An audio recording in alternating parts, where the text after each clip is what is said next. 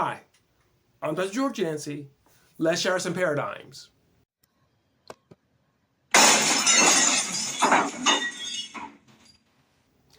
And the paradigm I'll share today concerns politics replacing Christ. I want to talk about politics and our Christian faith. Now, I want to be very clear from the very beginning. Do not hear me say that Christians should not or cannot engage in politics. If that's the message you get up by the end of this, then either I made a mistake or you misheard me. But I am concerned about the role of politics taken in our Christian walk. Our politics is one of many areas we're to give over to Christ. And so Christians, all of us as Christians have a responsibility to think through our faith, the implications of our faith, of our values, and how that relates politically. This does not mean we'll all come to the same conclusion. You may or may not know that I'm a member of the American Solidarity Party. It's great for me at this point in time. I don't agree with them on everything, but enough. I feel very comfortable with it. I would never think that a Christian who disagrees with me on joining it is any less of a Christian than I am.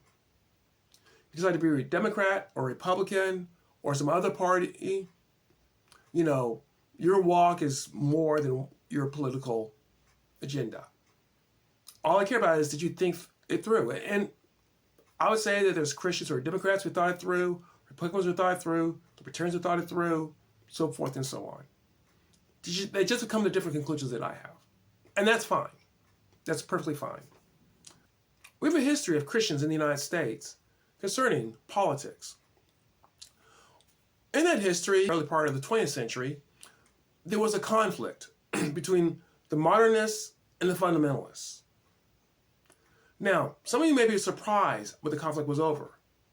The modernists pushed a sort of social gospel. We would call it a more progressive angle on things. They were concerned about poverty. They were concerned about war. They're concerned about a lot of the more progressive type of issues that you might think about. The fundamentalists, you're saying they're the conservatives. But really, the fundamentalist argument was not a politically conservative argument. The fundamentalist argument was that the things of the spirit are too important to get mixed in with the things of the profane. And their argument with the modernists is, why is they engaged with politics? We have a world to save. We have Christ to share. And they felt that the modernists focused too much on politics. And so this was the big debate in the early part of the 20th century. So what happened? Well, around the 1970s and early 80s, a group known as the moral majority developed. And they challenged the notion of the fundamentalists that we should sort of step away from politics. It's too profane. They argued that Christians have a responsibility to engage in politics, that we should take our faith to the political sphere, and that we should do good through our political activism. The moral majority, as you probably know, were very politically conservative. They were part of why Reagan won in 1980.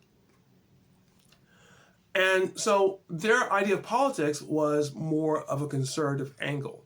Abortion, homosexuality, these were the issues that drove the moral majority. Okay, so from that point on, you had the moral majority, you had, Christian coalition, you had this conservative angle towards politics, now combating politically progressive Christians, as well as other progressives. And this goes on and on. And this is where we're at today. Now, recently, with the tragic death of Charlie Kirk, it seems to have crystallized something that I've been observing. And that is, there's a development among the more conservative or fundamentalists that politics is taking a center stage in life, in their walk, in their faith. A strident type of conservative political ideology has really emerged. And I'm seeing it more and more being expressed. I'm not talking about Christians who happen to vote for Republicans. Because I made it clear that I'm a Christian who happens to vote for the American Solidarity Party. And those who happen to vote for Republicans do, they do. But it's almost as if part of their faith is their political walk.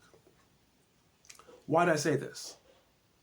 I've heard the arguments from some Christians that you either cannot be a very good Christian unless you vote for a Republican, or maybe you're not a Christian if you don't vote for a Republican, or at the very least, if you're voting for Democrats.